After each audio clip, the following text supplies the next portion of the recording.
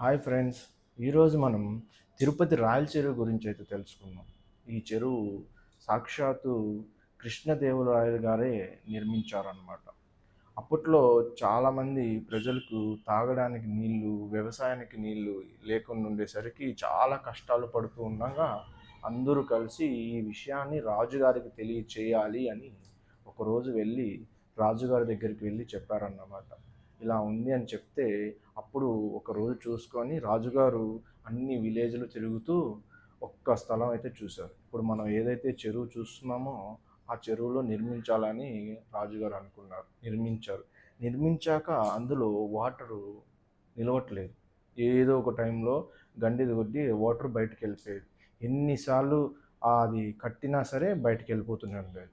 అనుకోకుండా ఒకరోజు జాతర టైంలో ఒక విలేజ్లో ఒక అతనికి అమ్మవారు పూని అమ్మవారు ఇలా చెప్తుంది, మీకు ఆనకట్ట నిలవాలంటే రాజకుటుంబీకులు ఎవరైనా సరే ప్రాణదానం చేస్తే ఆనకట్ట నిలుస్తుంది అని అమ్మవారు చెప్తుంది.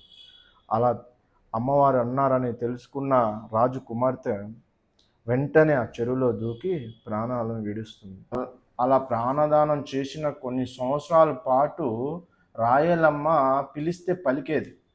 అలా పిలిస్తే పలికిన ప్రతి ఒక్కరికి ఫంక్షన్స్ కానీ ఎక్కడికన్నా వెళ్ళినప్పుడు ఆభరణాలు ఇచ్చేది. ఇచ్చి ఫంక్షన్కి వెళ్ళి రిటర్న్ వచ్చేటప్పుడు అక్కడ పెట్టేస్తే తీసుకునేవాళ్ళు. అనుకోకుండా ఒకరోజు బంగారు తీసుకొని ఒక ఆమె వెళ్ళింది. ఫంక్షన్కి వెళ్ళి రిటర్న్ వస్తుండగా రాయలమ్మ అంటుంది, వెళ్ళావు కదమ్మా, నగలు పెట్టకుండా వెళ్ళిపోతున్నావు అంటే, అప్పుడు ఆమె నువ్వు ఇంకా మాట్లాడుతున్నావా, ఇంకా అడుగుతున్నావా, ఇంకా నీకు మాట్లాడేది పోలేదా అనేసరికి ఆమె బాధతో వెళ్ళిపోయింది. వెళ్ళిపోయి అలా అన్న ఆమెకి నెక్స్ట్ డేనే రక్తం కక్కుకొని చనిపోయింది. అప్పటి నుంచి రాయలమ్మ ఎవరితో మాట్లాడడం లేదు, ఎవరు పిలిచినా పలకడం లేదు. అప్పటి నుంచి ఆగిపోయింది అన్నమాట. అది రాయల చెరువు స్టోరీ. ఇంకా చాలా ఉంది. కిందకి వెళ్తే రాముల వారి గుడి, ఇంకా శివుడి గుడి రెండు ఉంటాయి. దాని చరిత్ర కూడా చాలా పెద్దదైతే ఉంది అన్నమాట. చూశారు కదండి వీడియో. ఇన్ఫర్మేషన్ ఇచ్చినందుకు మీకు ఎంతో కొంత ఉపయోగపడింది అనుకుంటున్నాను. Thank you for watching. మళ్ళీ ఇంకొక వీడియోతో కలుద్దాం. Bye bye.